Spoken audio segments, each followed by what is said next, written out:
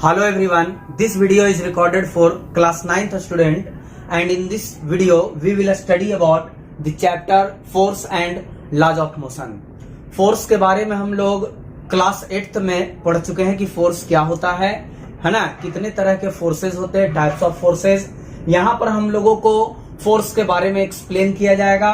Balance force, unbalance force क्या होता है ये पढ़ेंगे, इनर्शिया पढ़ेंगे, लीनियर मोमेंटम पढ़ेंगे, है ना. उसके बाद लॉज ऑफ मोशन, न्यूटन ने 3 लॉज दिया है, वो तीनों लॉ हम लोग एक एक करके इस चैप्टर में पढ़ेंगे. और उसके बाद law of conservation of linear momentum.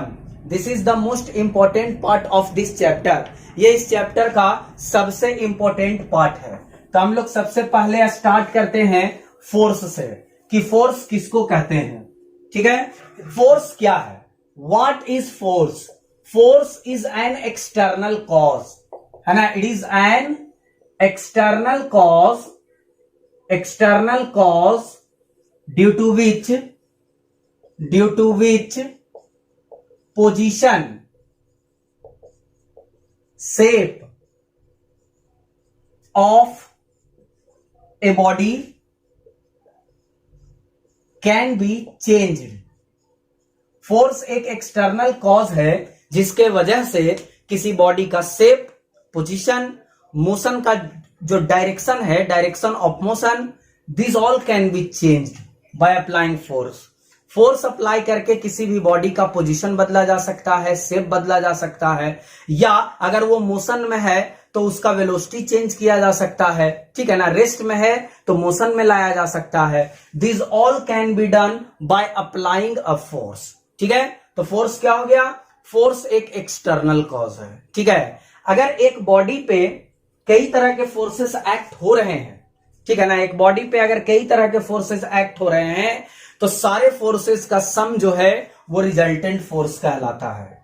क्या कहलाता है, रिजल्टेंट फोर्स. रिजल्टेंट फोर्स किसको कहेंगे, यहां पे मैं उसको लिख दे रहा हूं, है ना. The sum of all forces acting upon a body is defined as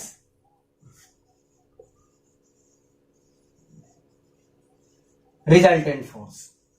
किसी भी बॉडी पे लगने वाला सारा फोर्स, जितना भी फोर्स है, सारे फोर्सेस का सम जो है वो रिजल्टेंट फोर्स कहलाएगा.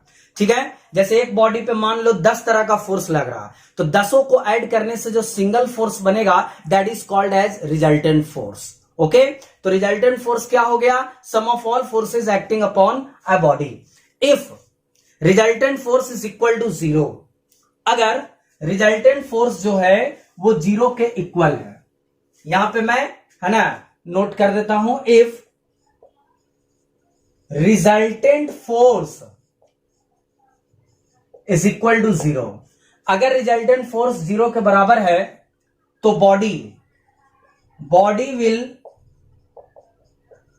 आइदर एट रेस्ट और इन यूनिफॉर्म मोशन.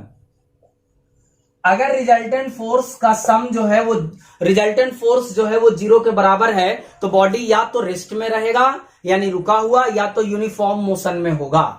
ठीक है, in this case acceleration is also equal to 0. इस केस में एक्सेलरेशन भी जो है वो किसके इक्वल होता है, 0 के इक्वल होता है.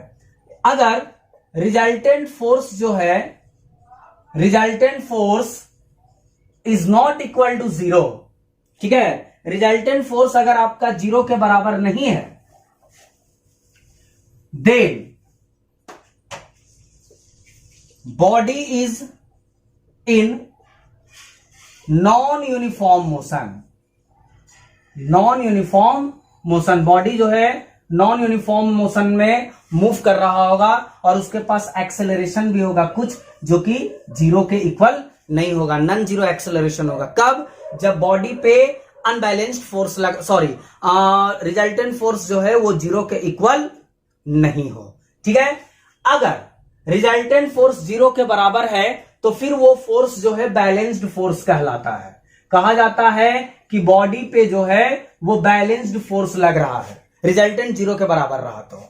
और अगर रिजल्टेंट 0 के बराबर नहीं है तब कहा जाता है कि बॉडी पे जो है वो अनबैलेंस्ड फोर्स एक्ट कर रहा है। बॉडी पे कैसा फोर्स एक्ट कर रहा है? Unbalanced force. Resultant force a single force acting upon a body, है ना, which is equal to sum of all forces acting upon the body. सारे फोर्सेस का sum resultant force. Resultant force का magnitude हम लोग कैसे फाइंड करते हैं? ठीक है, अगर दो फोर्स या दो से ज्यादा फोर्स किसी बॉडी पे सेम डायरेक्शन में या अपोजिट डायरेक्शन में एक्ट हो रहा है, सेम डायरेक्शन में एक्ट हो रहा होगा तो सारे फोर्सेस को ऐड कर देना है। अपोजिट डायरेक्शन में एक्ट हो रहा होगा तो फिर हम लोग उसको सब्ट्रैक्ट कर देंगे, ठीक है। और अगर दो फोर्स कुछ एंगल पे एक्ट हो रहा है तो वेक्टर एडिशन का हम लोग पैरेललोग्राम रूल का फॉर्मूला यूज करके और दो फोर्स का रिजल्टेंट हम लोग फाइंड कर सकते हैं, ठीक है। ये हो गया आपका रिजल्टेंट फोर्स। बैलेंस फोर्स कब होगा? रिजल्टेंट फोर्स जब 0 के बराबर।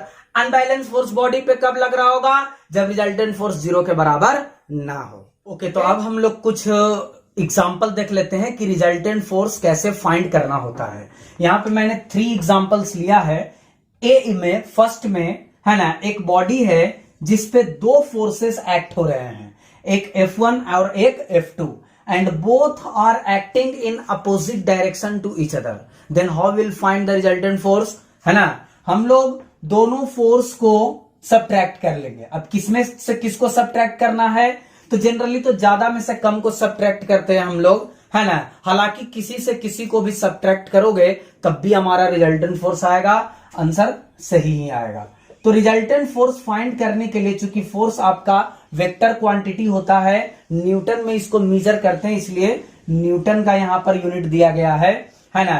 तो रिजल्टेंट फोर्स फाइंड करने के लिए हम लोग F2 में से F1 को माइनस कर लेंगे तो आ जाएगा 15 माइनस 10 कितना? 5 न्यूटन, ठीक है। अगर हमारा फोर्स का रिजल्टेंट पॉजिटिव आता है, यानी कि जिस फोर्स को आपने पॉजिटिव लिया है उस डायरेक्शन में बॉडी का मोशन होगा। अगर हमारा रिजल्टेंट फोर्स निगेटिव आता है तो जिस फोर्स को हम लोग निगेटिव लेंगे बॉडी उस डायरेक्शन में मूव करेगा, ठीक है। तो इस वजह से मैंने कहा था कि किसी भी फोर्स से किसी को भी सब्ट्रैक्ट कर सकते हो। इस सेकेंड क्वेश्चन में, है ना, एक बॉडी पे दो फोर्स लग रहा है सेम डायरेक्शन में, F1 एंड F2।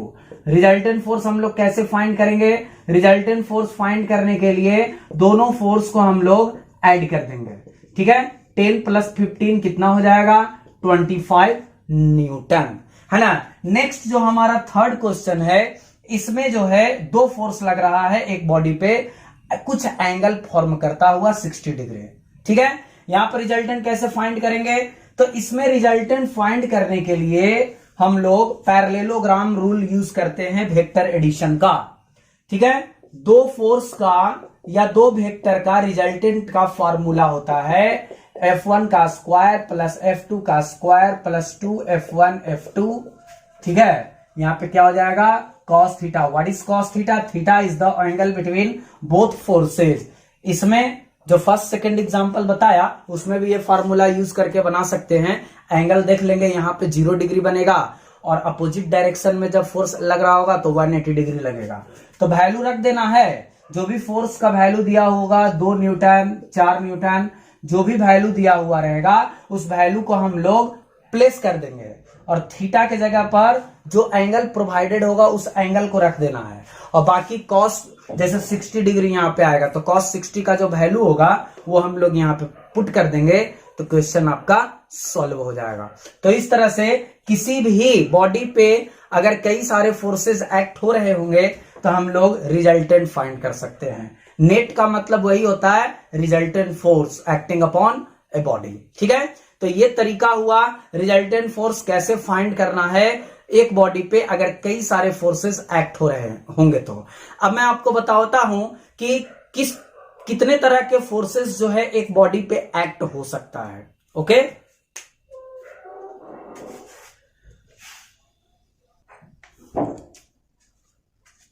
तो फोर्स जो है वो जनरली दो तरह का एक्ट होता है किसी बॉडी पे, जिसको हम लोग कहते हैं contact force and non contact force. Contact force किसी भी बॉडी पे तब एक्ट होता है जब दो बॉडी एक दूसरे के फिजिकल कांटेक्ट में प्लेस किया गया है ना। When bodies are placed in a physical contact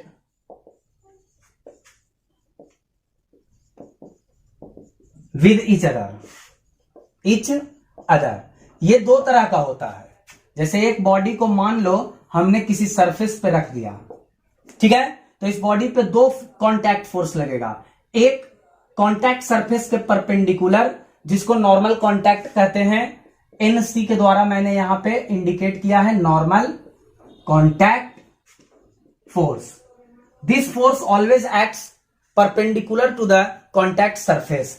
ये वाला बॉडी का जो सरफेस है और जिस पे रखा हुआ उसका कांटेक्ट सरफेस ये है, इसके परपेंडिकुलर हमेशा एक्ट होगा नॉर्मल कांटेक्ट फोर्स।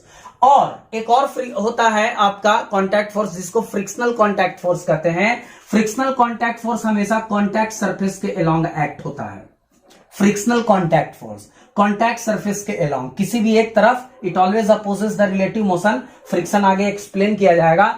अगर सरफेस दूसरे तरह का है, सरफेस अगर इस तरह का है और बॉडी को यहां पर प्लेस किया गया, तो नॉर्मल कांटेक्ट फोर्स, ठीक है, परपेंडिकुलर लगेगा सरफेस के। सॉरी, थोड़ा डायग्राम फिर से बना देते हैं। हाँ, यहां पे नॉर्मल कांटेक्ट फोर्स हो जाएगा परपेंडिकुलर, और किसी भी एक डायरेक्शन में बॉडी नीचे जाएगा तो ऊपर आपका फ्रिक्शनल कांटेक्ट फोर्स लगेगा, अगर सरफेस, दोनों सरफेस के बीच में फ्रिक्शन रहा तो, ठीक है। तो कांटेक्ट फोर्स दो तरह का होता है। Normal contact force which always acts perpendicular to the surface of contact, and another one is frictional contact force which always acts, है ना, along the surface of contact and always opposes the relative motion, ठीक है। इसके बाद हमारे पास है non contact force. Non contact force किसी भी दो ऑब्जेक्ट के बीच में तब एक्ट होता है जब दो ऑब्जेक्ट कुछ डिस्टेंस पे सेपरेट किया गया हो, ठीक है। Non contact force acts between two objects when both are separated by some distance, है ना। These are of three types. Magnetic force which acts between two magnets और मोर देन टू मैग्नेट्स, और a magnet और magnetic substance. ये magnet के बीच में लगने वाला फोर्स है, या मैग्नेट या मैग्नेटिक सब्सटेंस के साथ जो फोर्स एक्ट होता है उसको मैग्नेटिक फोर्स कहते हैं, ठीक है। इस फोर्स का नेचर अट्रैक्टिव और रिपल्सिव दोनों हो सकता है। अगर दो मैग्नेट एक दूसरे पे फोर्स लगा रहा तो वह अट्रैक्टिव नेचर या रिपल्सिव नेचर का भी हो सकता है, लेकिन मैग्नेट अगर मैग्नेटिक सब्सटेंस पर फोर्स लगा रहा तो वो अट्रैक्टिव नेचर का होता है। Gravitational force acts between massive objects, है ना। ग्रेविटेशनल फोर्स एक्ट होता है वैसे ऑब्जेक्ट्स के बीच में जिनका पास मास हो, ठीक है। जैसे अर्थ हम लोगों पर फोर्स लगा रहा है, ग्रेविटेशनल फोर्स अपने सेंटर की तरफ, mg जिसको हम लोग कहते हैं, जो हमारे वेट के क्या होता है, इक्वल होता है, ठीक है। थर्ड है आपका electrostatic force. Electrostatic force act होता है, ठीक है ना, दो चार्जेस के बीच में, जब दो चार्जेस को कुछ डिस्टेंस पे सेपरेट किया जाता है। इसका भी नेचर अट्रैक्टिव या रिपल्सिव हो सकता है, लेकिन ग्रेविटेशनल फोर्स जो है हमेशा अट्रैक्टिव नेचर का होता है, ठीक है। ये दोनों फोर्स का एक्सप्लेनेशन हम लोगों को पढ़ना है 10th क्लास में, ऐसे हम लोग 8th में भी थोड़ा बहुत पढ़े हैं। और ग्रेविटेशनल फोर्स जो है वो इसके बाद वाले चैप्टर में, 3rd चैप्टर में एक्सप्लेन किया जाता है, ठीक है।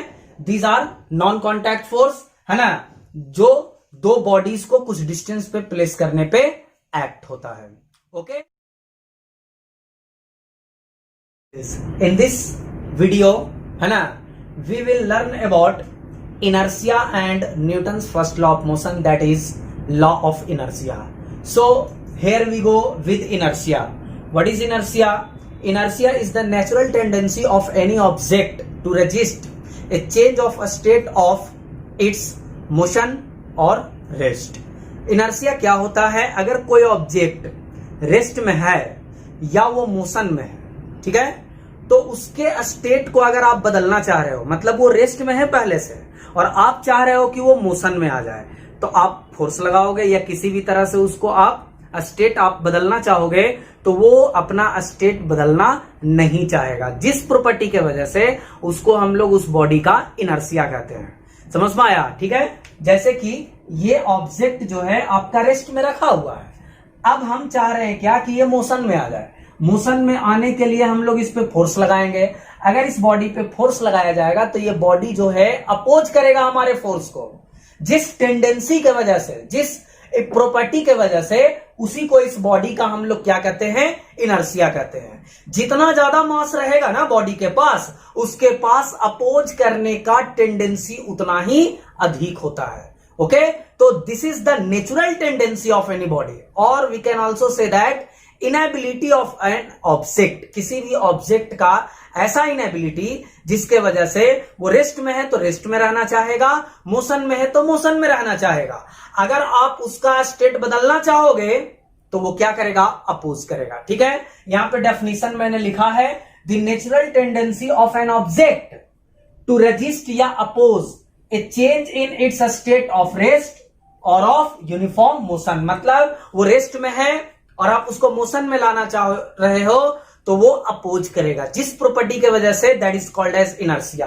ठीक है, इनर्शिया जो है वो 3 तरह का होता है ना। First one is inertia of rest, rest के वजह से जो इनर्शिया आएगा।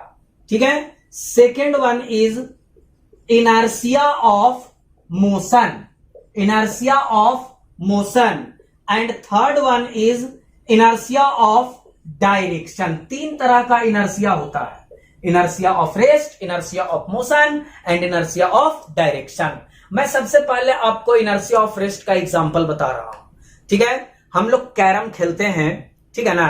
कैरम में जितने भी क्वाइंस होते हैं उसको एक के ऊपर सारा हम लोग प्लेस कर देते हैं। स्ट्राइकर से जब हम लोग सबसे नीचे वाले, है ना, क्वाइन को स्ट्राइक करते हैं तो नीचे वाला क्वाइन क्या होता है, अलग हो जाता है। बाकी सारे जो क्वाइंस होते हैं वो वहीं पे रह जाते हैं। क्यों ऐसा होता है? क्योंकि बाकी सारे क्वाइंस जो है वो पहले से रेस्ट में है, तो वो क्या होगा, रेस्ट में ही रहना चाहेगा, इस वजह से वो उसी पोजीशन में रह जाता है। ठीक है, सेकेंड एग्जांपल है ना, जो एक्टिविटी एनसीईआरटी बुक में भी दिया हुआ है, आप वहां से भी देख सकते हो कि हम लोग क्या करेंगे, एक ग्लास लेंगे और उस ग्लास के ऊपर जो है एक कार्डबोर्ड प्लेस कर देंगे इस तरह से। ठीक है, और उसके ऊपर जो है एक क्वाइन हम लोग रख देंगे कार्डबोर्ड पे, और इस कार्डबोर्ड को जेंटली जो है यहां से पुश करेंगे, तेजी से जर्क देंगे। ठीक है, हॉरिजॉन्टली इस पे फोर्स लगाएंगे। देखोगे क्या कि कार्डबोर्ड आपका आगे चला जाएगा और क्वाइन जो है वहीं पे इनर्शिया के वजह से, रेस्ट ऑफ इनर्शिया के वजह से वहीं पे रहना चाहेगा, है ना। लेकिन ग्रेविटेशनल फोर्स भी लग रहा है अर्थ पर, तो अर्थ के ग्रेविटी के वजह से वो नीचे आ जाएगा।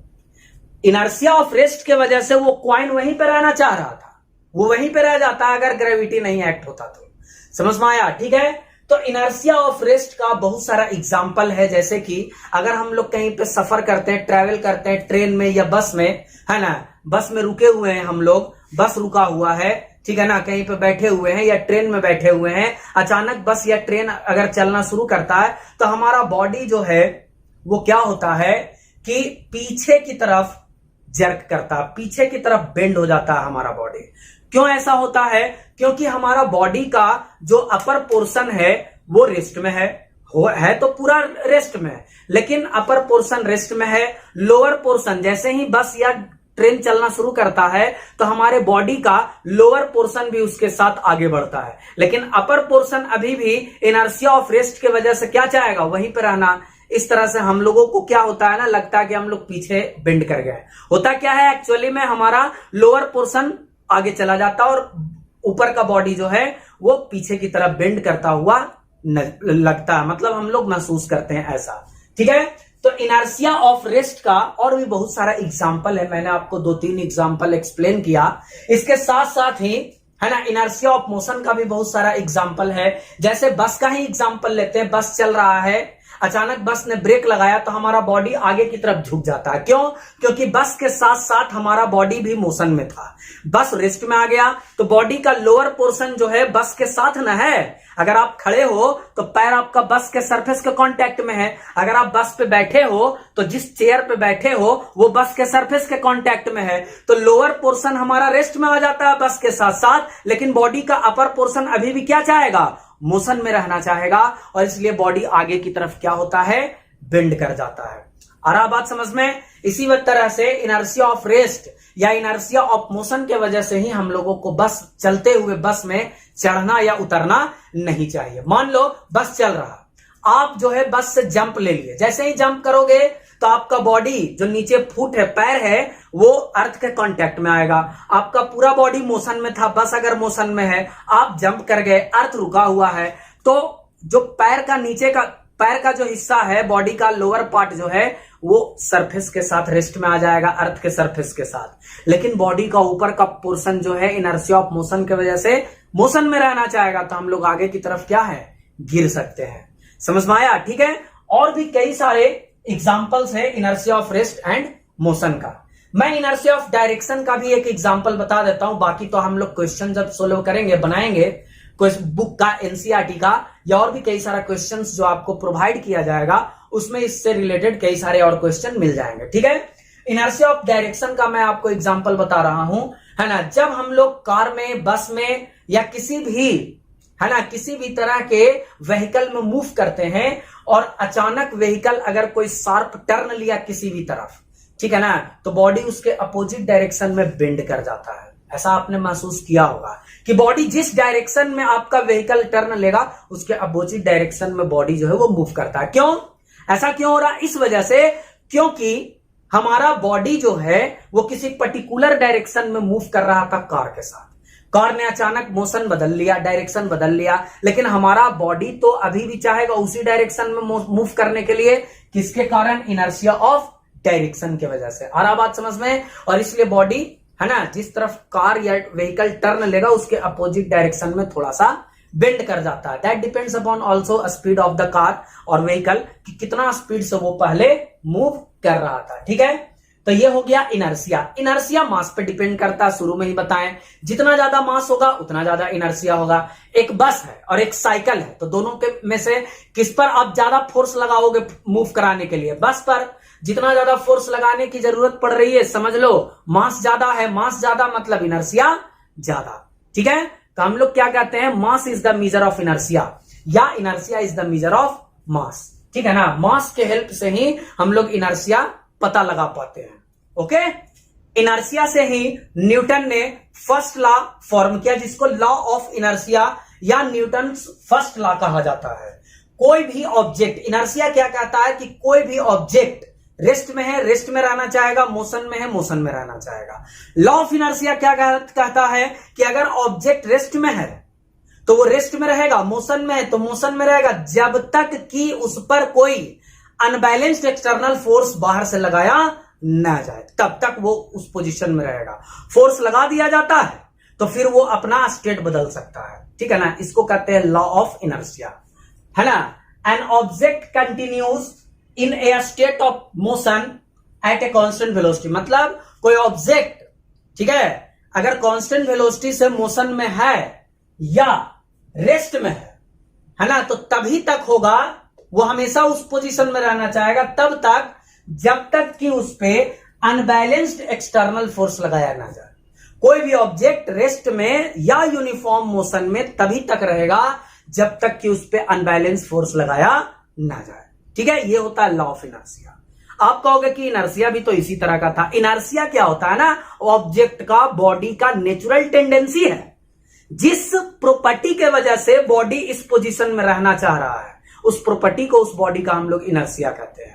और इसके रिस्पेक्ट में जो ये बताया गया जो स्टेटमेंट है, इस लॉ को हम लोग लॉ ऑफ इनर्शिया या न्यूटन्स फर्स्ट लॉ कहते हैं। And tendency of the body, है ना, tendency of the body to be in the position of rest और of uniform motion, that is the inertia of the body. Inertia जो है उसका property है body का, हर बॉडी के पास होता है। जितना ज्यादा मास उतना ज्यादा उसके पास होगा क्या, अपोज करने का टेंडेंसी। आप उसको मोशन में लाना चाह रहे हो, वो नहीं आना चाह रहा है। समझ में आया? जिस प्रॉपर्टी की वजह से, that is called inertia. Law of inertia, एक ऑब्जेक्ट हमेशा रहना चाहेगा रेस्ट में या यूनिफॉर्म मोशन में जब तक कि उस पर कोई बाहर से फोर्स लगाया ना जाए। इसको कहते हैं हम लोग लॉ ऑफ इनर्शिया।